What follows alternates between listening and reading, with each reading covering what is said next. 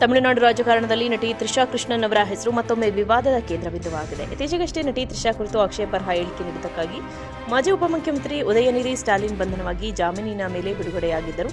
ಈ ವಿವಾದ ತಣಿಯುವ ಮುನ್ನವೇ ಎಐಎಡಿಎಂಕೆ ನಾಯಕ ಆರ್ಬಿ ಉದಯಕುಮಾರ್, ಟಿವಿಕೆ ಅಧ್ಯಕ್ಷ ವಿಜಯ್ ಅವರ ಸಿನಿಮಾಗಳಲ್ಲಿದ್ದವರಿಗೆಲ್ಲ ಸರ್ಕಾರದಲ್ಲಿ ಸ್ಥಾನ ಸಿಗ್ತಾ ಇದೆ.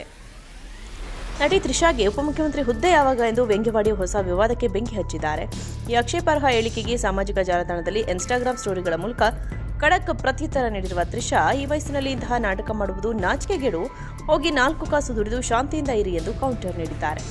ಕೇವಲ ಒಂದೇ ಪೋಸ್ಟ್ಗೆ ಸೀಮಿತವಾಗದೆ ತ್ರಿಷಾ ಕರ್ಮದ ಕುರಿತು ಸಾಲು ಸಾಲು ನಿಗೂಢ ಮೆಸೇಜ್ಗಳನ್ನು ಹಂಚಿಕೊಂಡಿದ್ದಾರೆ. ನೀವು ಮಾಡಿದ್ದೇ ನಿಮಗೆ ಹಿಂದಿರುಗಿ ಬರುತ್ತದೆ, ಒಳ್ಳೆಯದನ್ನ ಮಾಡಿ ಒಳ್ಳೆಯವರಾಗಿರಿ. ಯಾವುದಾದ್ರೂ ಒಂದು ಹೆಜ್ಜೆ ನಿಮ್ಮನ್ನ ಹೆದರಿಸುವ ಜೊತೆಗೆ ರೋಮಾಂಚನಗೊಳಿಸುತ್ತಿದ್ರೆ ಬಹುಶಃ ಅದೇ ನಿಮ್ಮ ಮುಂದಿನ ನಡೆಯಾಗಿರಬೇಕು ಎಂದು ಬರೆದುಕೊಂಡಿದ್ದಾರೆ. ರಾಜಕೀಯ ವಲಯದಲ್ಲಿ ಈ ಕೆಸರೆಚಾಟ ತೀವ್ರವಾಗಿದ್ದರೂ ತ್ರಿಷಾ ಮಾತ್ರ ತಮ್ಮ ಕುಟುಂಬದೊಂದಿಗೆ ಅಜ್ಜಿಯ 98ನೇ ಹುಟ್ಟುಹಬ್ಬವನ್ನು ಸಂಭ್ರಮದಿಂದ ಆಚರಿಸಿ ಆ ಫೋಟೋಗಳನ್ನು ಹಂಚಿಕೊಳ್ಳುವ ಮೂಲಕ ಈ ಎಲ್ಲಾ ಗದ್ದಲಗಳಿಗೆ ತಾವು ತಲೆ ಕೆಡಿಸಿಕೊಳ್ಳುವುದಿಲ್ಲ ಎಂಬುದನ್ನು ಸ್ಪಷ್ಟಪಡಿಸಿದ್ದಾರೆ.